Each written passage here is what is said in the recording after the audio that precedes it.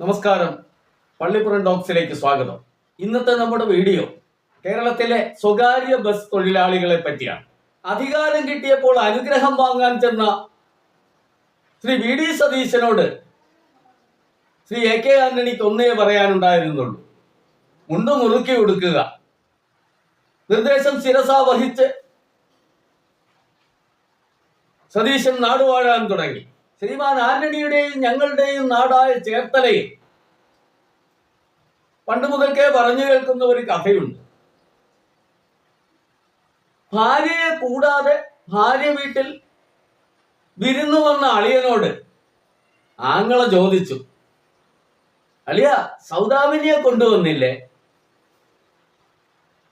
അളിയന്റെ മറുപടി ഇതായിരുന്നു: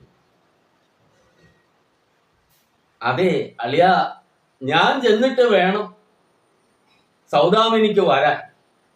അവൾ വാതിലിന്റെ മറയിൽ നിൽക്കുക. പുറത്തേക്ക് പോകാൻ രണ്ടുപേർക്കും മുണ്ടൊരെണ്ണമേ ഉള്ളൂ. എ കെ ആന്റണി പറഞ്ഞതുപോലെ മുണ്ട് മുറുക്കി കൊടുക്കാൻ നിവൃത്തിയില്ലാതെ മുണ്ട് തന്നെ ഇല്ലാത്ത അവസ്ഥയിലായി കേരളത്തിലെ ആയിരക്കണക്കിന് സ്വകാര്യ ബസ് തൊഴിലാളികൾ.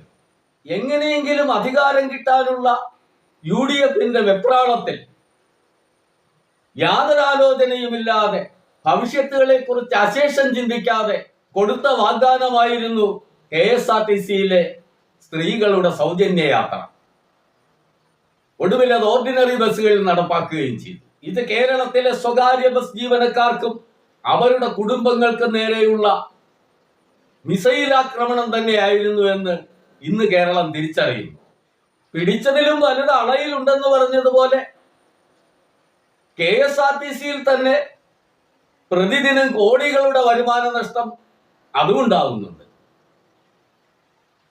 അതിനി എന്തെല്ലാം പ്രത്യാഘാതങ്ങൾ കേരളത്തിന്റെ പൊതുഖജനാവിലും സമ്പദ്ഘടനയിലുമെല്ലാം ഉണ്ടാക്കുമെന്ന് കണ്ടു തന്നെ അറിയണം.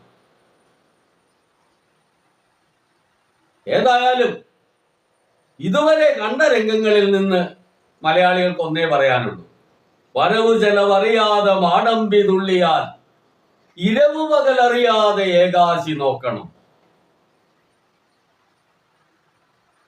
കൂട്ടുകാരെ, നിങ്ങൾ ഈ അഭിപ്രായത്തോട് യോജിക്കുന്നുവെങ്കിൽ ദയവായി ചാനൽ സബ്സ്ക്രൈബ് ചെയ്യുക, അഭിപ്രായങ്ങൾ അറിയിക്കുക, ലൈക്ക് ചെയ്യുക.